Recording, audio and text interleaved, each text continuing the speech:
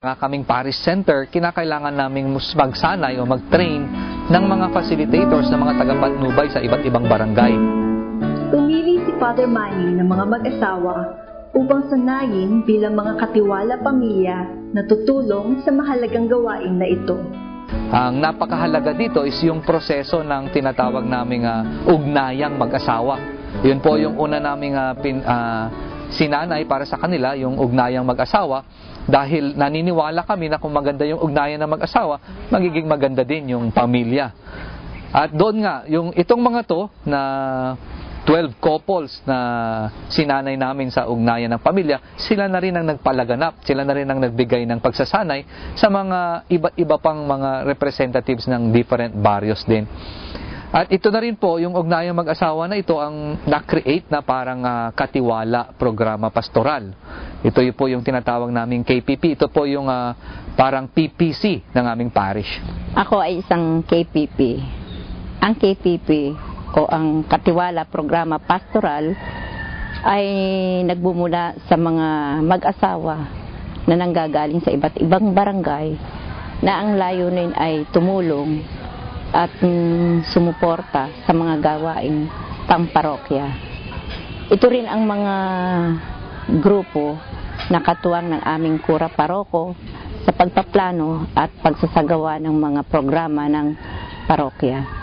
Ang mga pinagtutuunan po namin ng pansin bilang isang KPP member, kung ano po yung karapat-dapat na kailangan sa mga barangay, doon po kami nagtitipon lahat ng member ng KPP, tapos titignan po namin kung ano yung talagang problema. Sa pamamagitan ng KPP o Katiwala Programa Pastoral at ng 4 na animators na sumusubaybay sa 4 na clusters, sila ngayon ay nakatuon sa pagpapalago ng mga gawain sa parokya. Isa nga sa mga naging project ng mga livelihood, mga sustainable agriculture, ito po ay lumabas dahil na rin sa mga pangangailangan ng mga tao.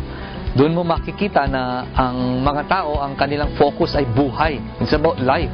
And these are matters of life na hindi lang mga pang-spiritual na bagay ang binibigay namin sa aming mga communities, kundi lahat din ng aspeto ng kanilang mga buhay. Nag-seminar sa Baguio, sa Master Gardening doon. Doon ko pala natutunan kung paano pa yung ibang ways ng paggawa ng organic fertilizer. Kasi yung natutunan lang po namin sa organic fertilizer, yung gawa lang po ng Carabao manure, green leaves, tapos yung mga dayami, at iba pang nasa paligid lamang. Pero nung nagpunta ko po sa Baguio, Benguet, ang natutunan ko po ron ay pwede pala yung mga green leaves na masire-sired lang yun. Tapos lalagyan lang po ng IMO. Yun po ay pinakamalakas pala na organic fertilizer. Sa aking experience po, ang natitipid ko ay umabot po ng 70%. Kasi ang ginagastusan ko lang po ron ay yung upa sa tanim, upa po sa bunot, at saka yung krudo na gagamitin sa pagmamakina.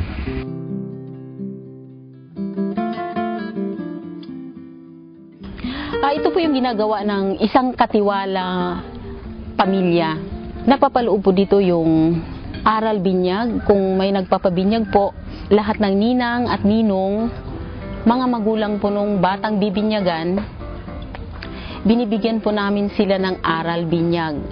Ganun din yung katulad ng kumpil o First Holy Communion, lahat nagkakaroon din ng recollection ang mga magulang. Binibigay din namin sa kanila yung kaalaman kung gaano kahalaga yung gagampanan nila sa kanilang mga anak. At isang hamon pa doon kung paano kami mamuhay bilang pamilya. Kasi isa po sa nakikita namin, paano ka paniniwalaan sa mga sinasabi mo kung hindi naman nakikita sa pamamagitan ng pamumuhay.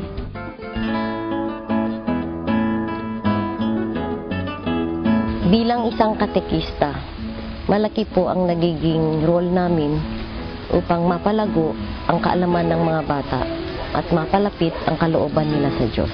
Marami po kaming activities sa aming parokya. Isa na po rito ay yung pagtuturo sa mga bata na kung ano po ang dapat nilang malaman gaya ng mga basic prayers na alam po namin na malaki ang maitutulong nito upang maging katiwala din po sila ng Panginoon sa pagpapahayag ng salita ng Diyos.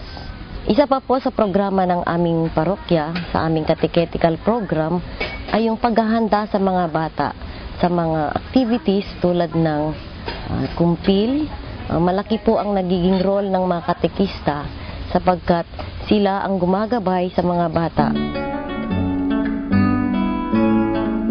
Ako ay isang katiwala pangkalusugan.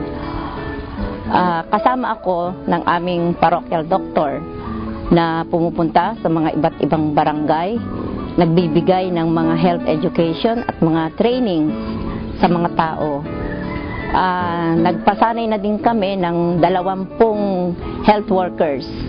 Natutunan nila ang gumawa ng mga gamot na pangunahing lunas at natutunan na rin nila ang mag-acupuncture at pati na rin ang herbal soap. Natutunan na rin nila mula sa Acapulco, bayabas, kalamansi at iba pang mga pwedeng gawing herbal soap.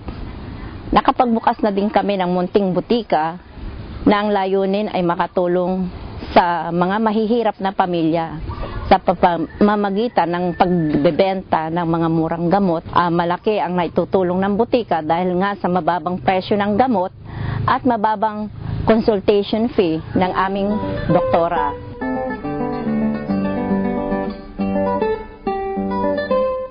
Nagkaroon lamang kami ng pagbabago sa aming mga finances nung pumasok nga yung SOS, yung Spirituality of Stewardship, na aking naatendehan o aking nadaluhan kasama ng dalawa ng aking mga parokyano. May po of this year, nag-organize po si Father ng Finance Committee po ng aming parish. And then napili po akong isang committee po sa finance. Role po namin na ayusin po yung mga finances po ng 16 barangays na nakapaloob po sa aming parokya. So tuwing barangay masses po, doon po namin inaalay yung mga brown envelopes.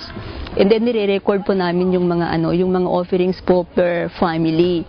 And then after that po, may yung alay pamilya po, may mga katiwala po doon, and then sila po ang nagre-record. And then lahat po ng mga offerings kinokolekta po yon, and then nire-remit po dito sa sa parish po. So lahat ng barangay mass collections of pledges or mass intentions, thanksgiving, ang lahat ng mga ito ay nire-remit ng Katiwala Alay sa parish office na kung saan nire-resibuhan po ito. And then ginagawan na po namin ng report monthly.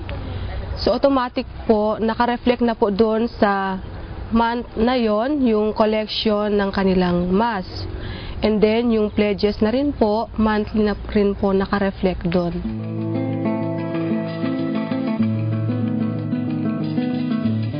Bilang isang katiwala, naging malaki po ang aming responsibilidad na maipalaganap ang salita ng Diyos sa pamamagitan ng pagbabahagi ng aming oras, ng aming talento at ng aming talino sa mga mag-aaral. Isang pamamaraan po na naibahagi namin ang pagiging katiwala ay sa pamamagitan ng pagtuturo sa mga bata sa kahalagahan ng mga biyayang bigay ng Diyos. Siguro para sa akin is napakalaking tulong nung ma-realize mo na ikaw nga ay isang katiwala lamang ng Panginoon sa mga gawain sa iyong parokya. There are times that we can take this like parang trabaho na lamang. Nawawala na yung kahulugan ng mga bagay-bagay. Pero kung malaman mo na ikaw nga ay totoong katiwala ng Panginoon, then may pananagutan ka. Nagulat niya ako dahil pati manlalong lahat ginagawa niya, hindi lang po sa simbahan, kundi sa kabuhayan din ng mga mahirap. Tulad niya yung ginawa, yung paggagawa ng organic. Yun yung number 1 na ako kay Father. Yung pagtulong sa mga mahirap, yung nagbibigay ng mga livelihood.